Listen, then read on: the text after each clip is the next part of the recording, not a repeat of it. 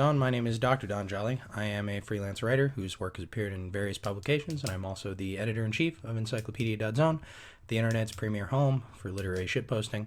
We do have a call for submissions out. Deadline is March 30th. That's next Monday.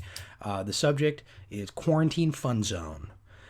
Stories about your experience in this quarantine and stories about anything except the quarantine. So we got the quarantine and then we got the fun zone. You can make a submission on the encyclopedia.zone forums or by sending an email to encyclopediazone@gmail.com. We're going to do this one real quick, get it up next week, and we'll all be having a good time because none of us is leaving the house. So, obviously the world went to shit.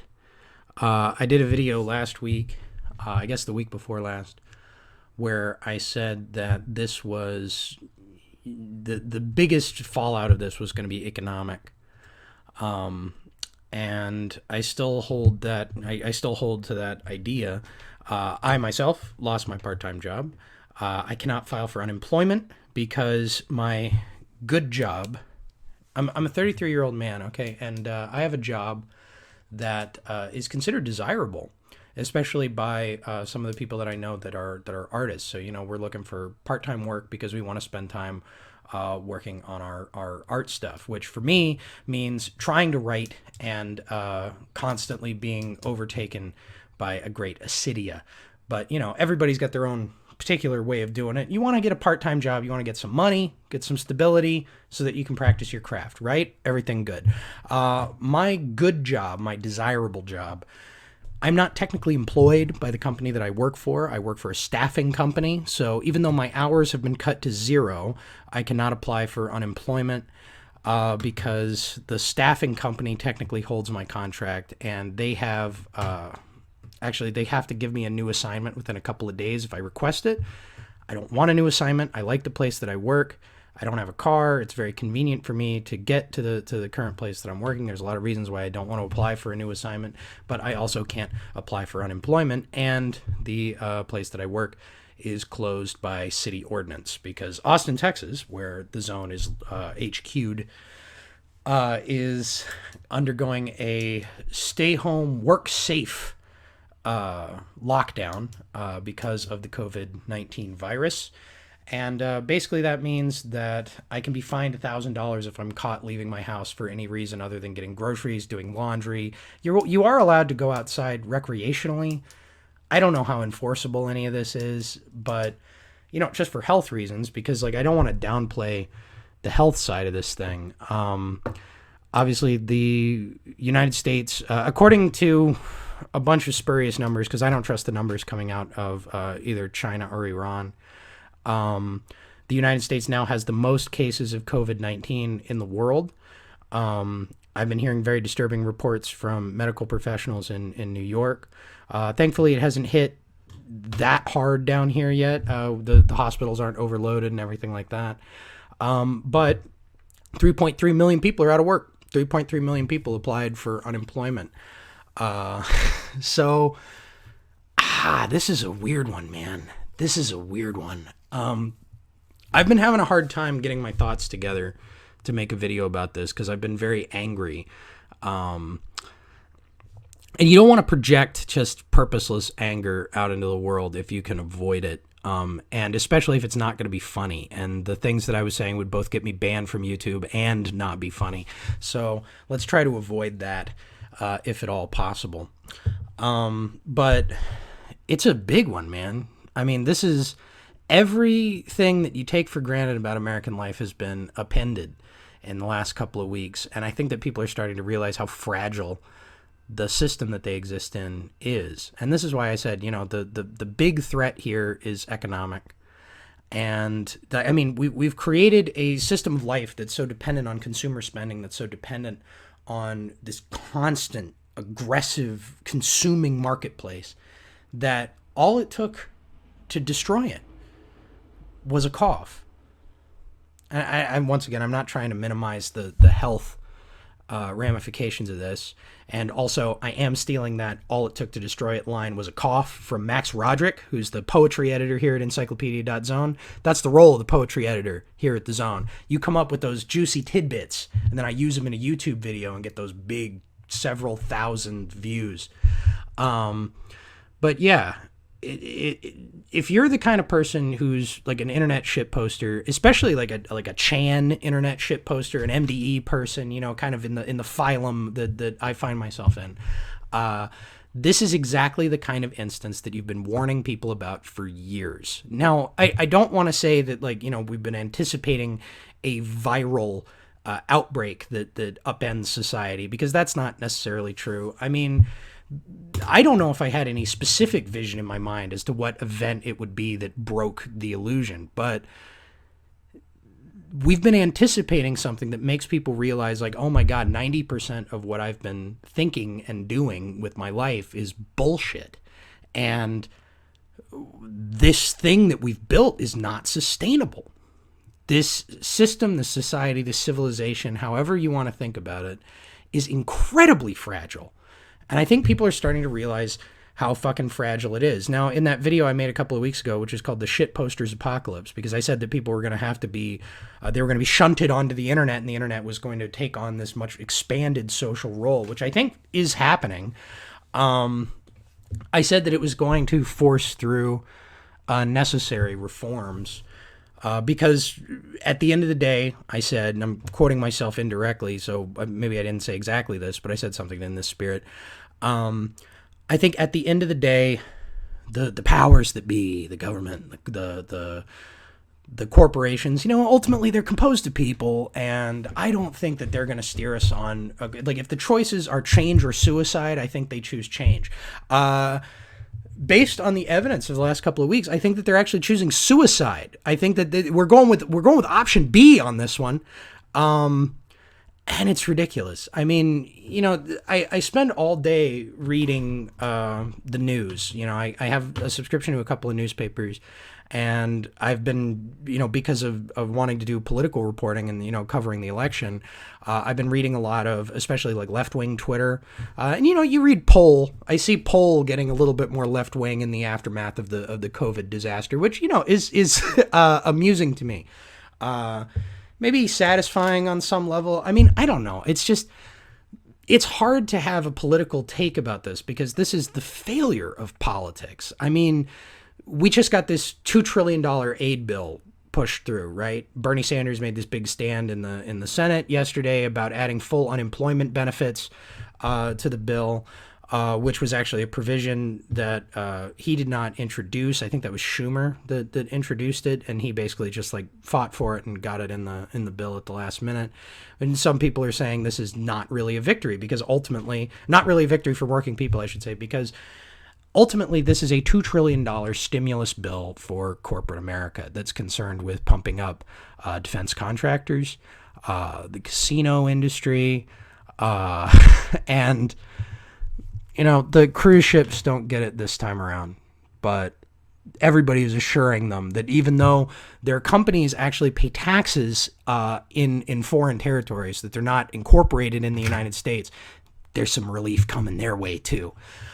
In terms of for working people, for families, there's a one-time stimulus payment of $1,200, which is a credit against your taxes for next year. You have to pay taxes on it. And because I was a destitute hobo working off the books cash-only jobs in New York in 2018 and did not file my tax return, I am not going to be eligible to receive this money for 4 months, and rent is due next week. Now, I don't want to come off like I'm you know, in trouble. I mean, this is going to keep going on, and potentially I could be. Right now, I'm fine. I'm going to be able to make rent. For the foreseeable, I've got a line on a new job. I might be working more hours, which would not be desirable. But, you know, we're facing an economic catastrophe on the scale of the Great Depression, and even bigger than the Great Depression potentially. And so you got to hold on to what you can hold on to. This is going to be a difficult time for everybody in the next couple of years. And I don't want to make light of it, but it is like, like I said, I'm reading the news. I wake up, I read these just baffling, upsetting stories about how ridiculously mismanaged this whole thing is. It's like, up until a couple of weeks ago, I was very focused on the election, and James and I are actually going to have some political coverage coming out. We're going to talk about the aftermath of the COVID thing on the race, to the extent that the race even exists anymore. That should be coming soon. But at a certain point, it's like both the Bernie Sanders and the Joe Biden campaigns in the run up to the voting in Michigan and Illinois,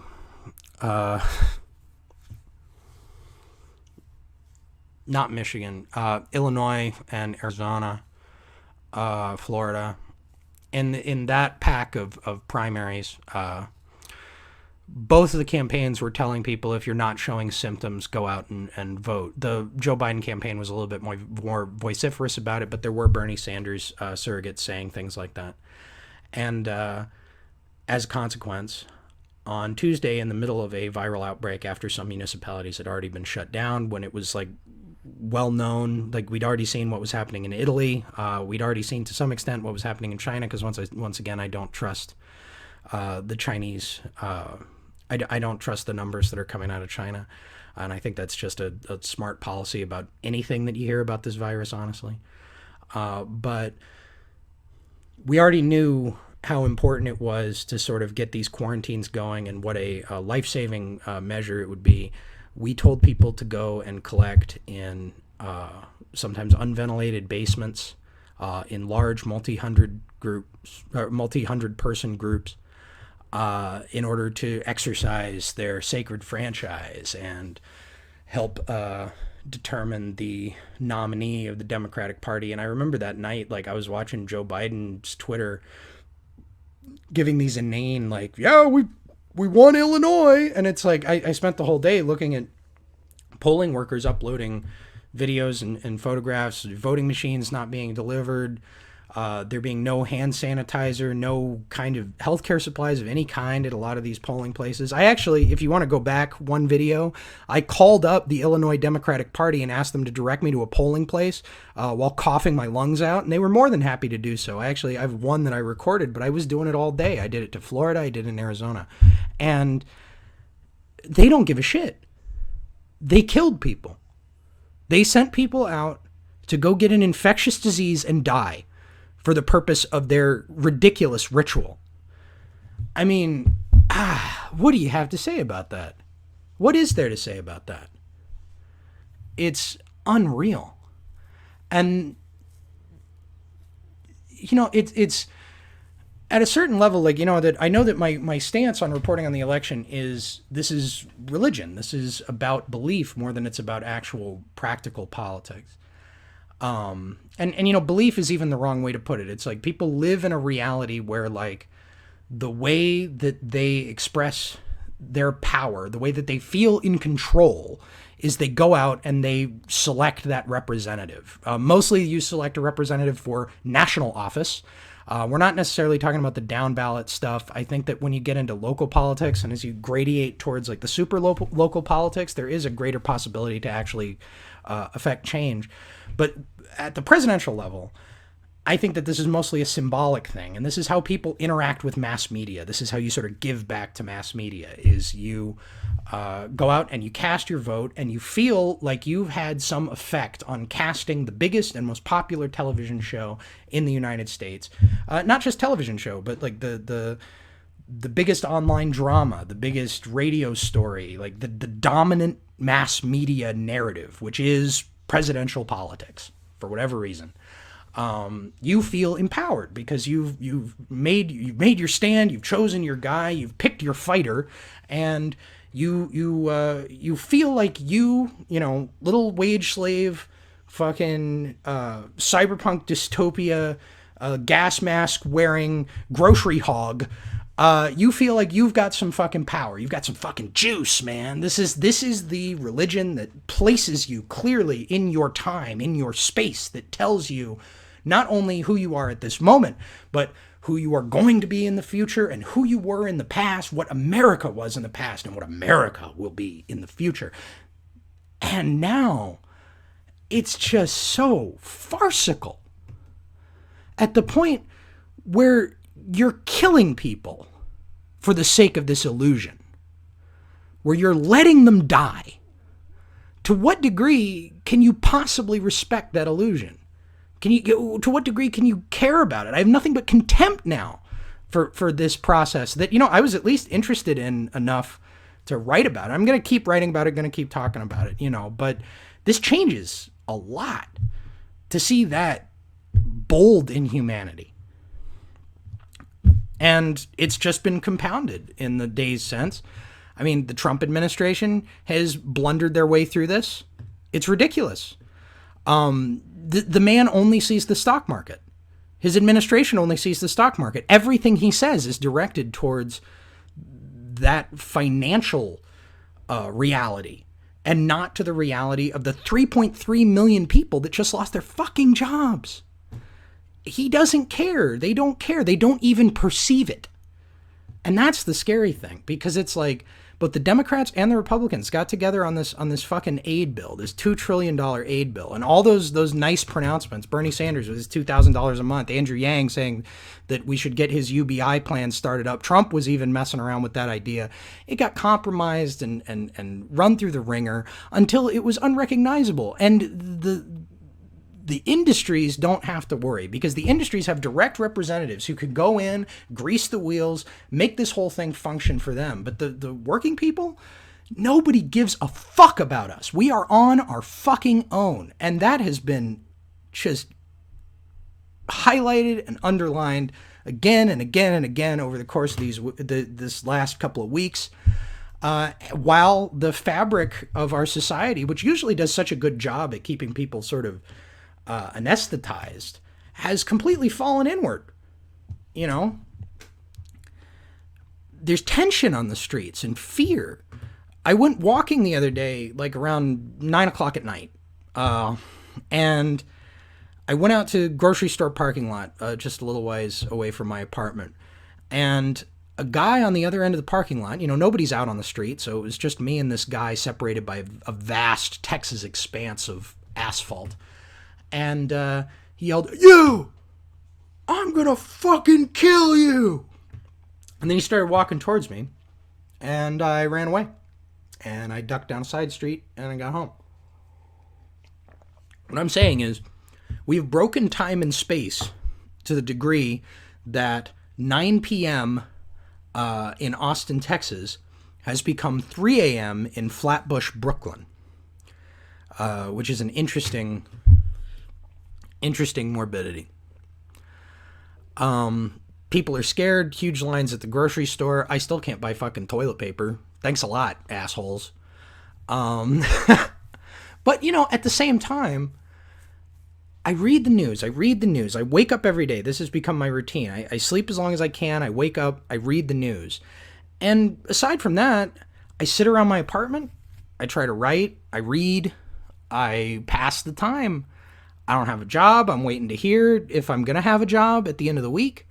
And I look at the updates from my municipal government telling me what I can and can't do, where I can and can't go, what businesses are going to be open, what businesses are going to be closed. And I look at updates from the national media about what's happening in Washington and how this aid bill is progressing and who's winning the fight, today, who's on top, who's on bottom, who's fucking up, who's a monster today and who's going to be a monster tomorrow. When they're all monsters. They've all failed us. I try not to be too hard on Bernie Sanders, because I do think he represents like a genuine and valuable set of policy proposals that, would have headed off certain elements of this crisis, especially if I could afford to go to the doctor. I mean, I had COVID symptoms a couple of weeks ago. I mean, just for 3 days. It was probably seasonal allergies. But how the hell do I know? Because I'm terrified to step foot in a hospital, because I've been reading all these, nightmare stories about people getting $32,000 hospital bills. If they could find a ventilator to put me on, if I was, God forbid, in that worse of a shape, I would be immediately killed by the cost of being put on that ventilator. That's insane. I mean, it's not insane. It's the way the system works. It's apparently this is the sanity that we have chosen. This is the reality that we desire, or this is the reality that is currently ascendant. Because that's the other thing is like the fantasy that we have any control of this, it's just been completely shattered. This is not the fantasy. This is not the reality that we desire. This is just the reality that's been forced upon us and normalized.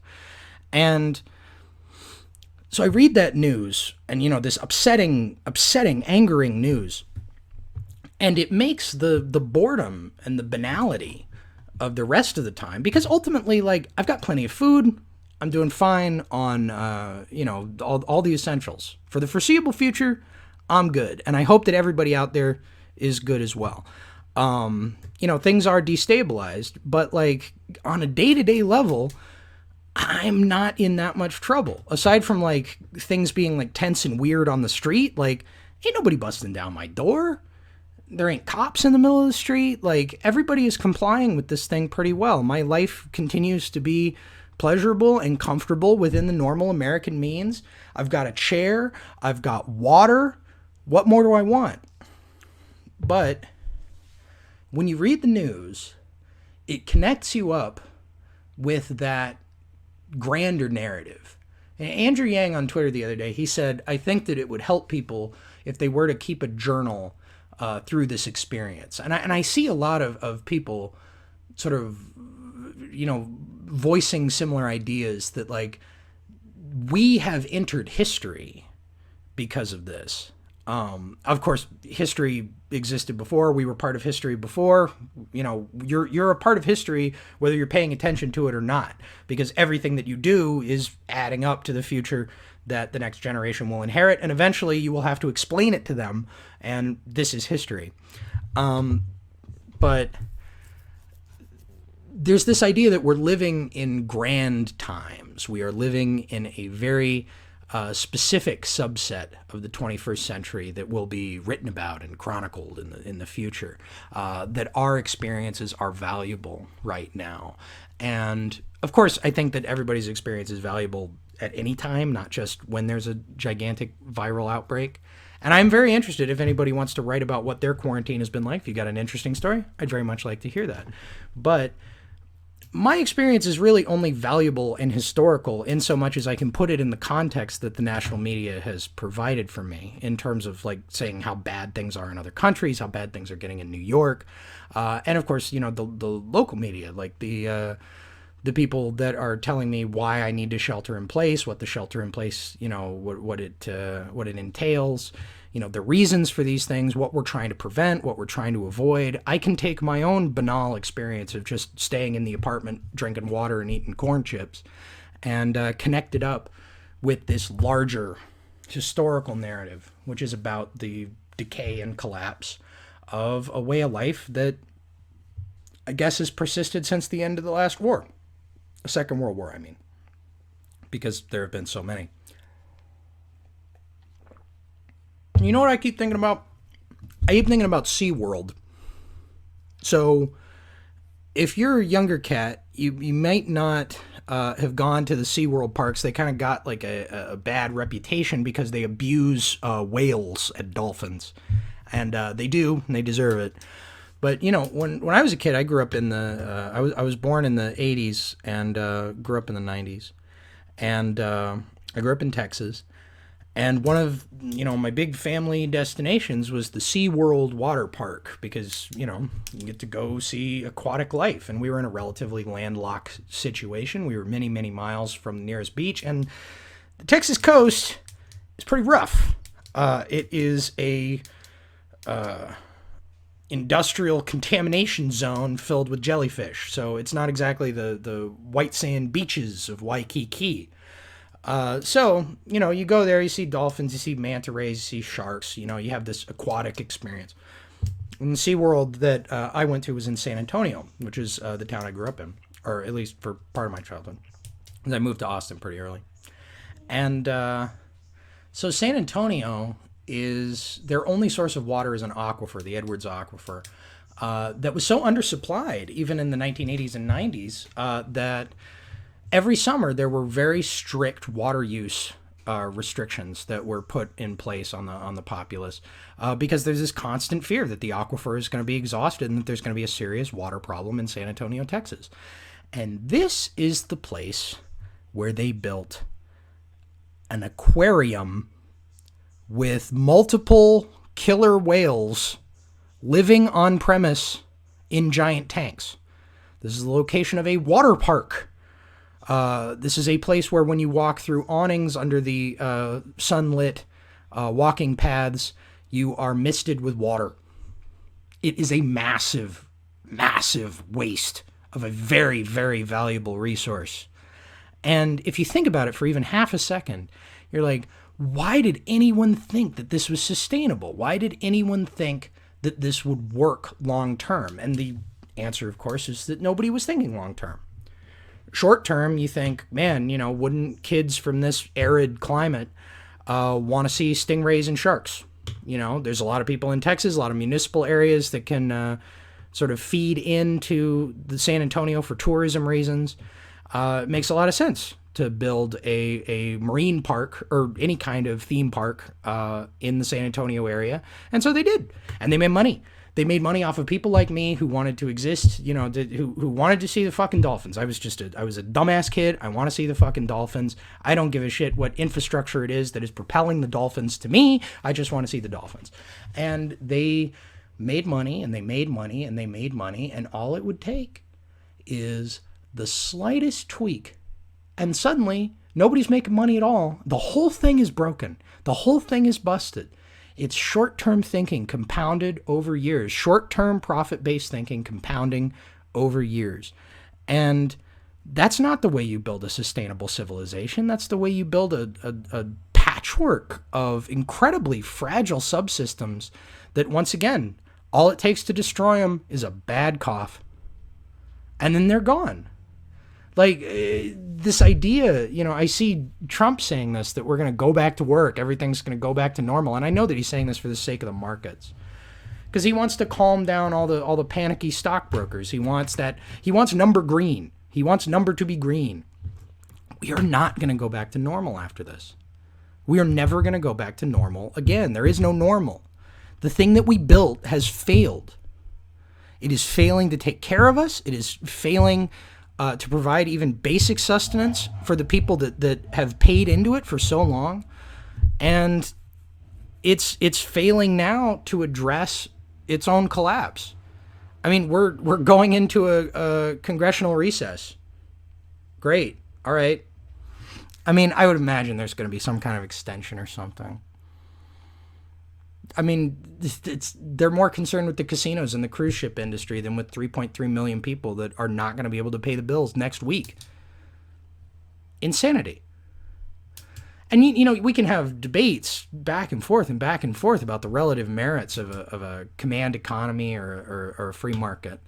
And I don't think anybody's proposing, entirely switching economic systems. I mean, some people are, but I'm not, in the aftermath of this thing. But, very clearly, we have not created a civilization that is capable of weathering even a relatively minor storm like this. It's... And when I say relatively minor, I don't mean that the loss of life is going to be tiny or anything like that. I'm not trying to minimize the disaster that we're experiencing. I'm just saying, what if the worst of the climate change predictions end up being true and we've got large portions of the country that become uninhabitable in the next 50 to 75 years? We're going to be looking back on this as the good old days in that case. How can we have done this? How do we make it better? The tools that we were supposed to use to affect change have become totally symbolic. It's all about controlling this phony media narrative and not about enacting actual change. And when the economy's good and things are doing well, you can just hand wave that away because you're like, well, yeah, there's problems, but I'm doing pretty good and I'm feeling pretty good. And I got my movies, I got my video games. Oh my God, I'm so entertained. I'm so fucking entertained right now. You're telling me, look, I'm eating really good, dude. Look, I got the Thin Mints. Come on. And you can fool yourself. into thinking that it can last forever. But this is proven that it can't.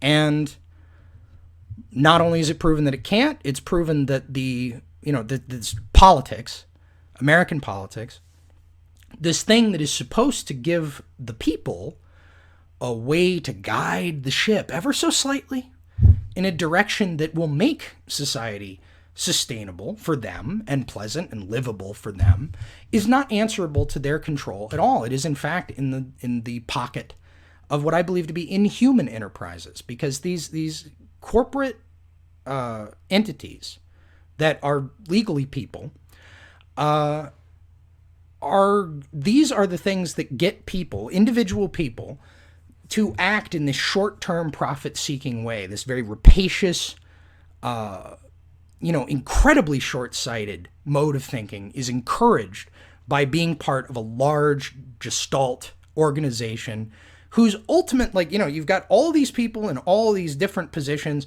trying to steer the monopolistic behemoth in various ways, but the ultimate goal of all of these conglomerates is to make more money this quarter than you did last quarter. This is not a recipe for building strong infrastructure and sustainable civilization. This is a recipe for disaster. And I think that this is a disaster. There's really not a lot of positivity I can put on it. This is an absolute fucking disaster. And I hope that everybody out there stays safe and stays positive through it. Like I said, I'm doing pretty good. I hope that you're doing pretty good too. I've seen from some people on Twitter, like people in the medical profession, that's a rough one right now. Take care of yourself, protect yourself to whatever degree you can. People in the grocery stores and the essential industries,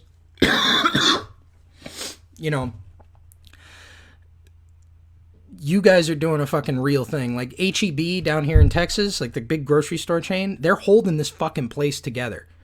Like, they are holding this fucking place together. And it's not some new development that suddenly we're dependent on grocery store stockers and staff. We've always been dependent on them. It's just never been in the forefront like it is now. And that's, I'm going to end on a positive note here. The best thing to come out of the whole COVID crisis is when celebrities get on the internet, when celebrities are forced into the realm of the shitpost. Guys like Jimmy Fallon and Gal Gadot, they completely fall on their fucking face because they don't have a team of people to make them look beautiful and telegenic, and it just reveals them as these completely narcissistic, self-interested, they're YouTubers, and I say that with full venom as a YouTuber myself in some capacity. Like, they're fucking YouTubers if they don't have this mission control behind them to make them look so godlike and angelic. And they're stupid and they're self-interested and they could give a fuck about you. So, positive thing. You plug into this nightmare news thing, the nightmare news feed that's keeping all of us on a constant paranoia drip at the moment. I'm just scanning the headlines. I'm just waiting for that next celebrity with COVID. I'm just waiting for that next celebrity who drops dead. And I know that's that's a mean thing to say. Obviously, I don't wish death on any human being. But after I watched that fucking video where Gal Gadot was singing Imagine by John Lennon, people are out of fucking work, man. You're going to sit in your palatial mansion and fucking dictate to me? I'm not sure that they are human beings. I think that they've been primped and preemed and pumped up into something that's practically inhuman. And, it would make me feel kind of good if they got an infectious disease, died on a ventilator. Sure as hell not going to go see Wonder Woman 1984 if they ever release it. So, once again, take care of yourselves. Look forward to a better world. And if you do have any art or comics or shit posts, send them to the zone. I'll put details about the update that is forthcoming down below. Everybody, stay healthy.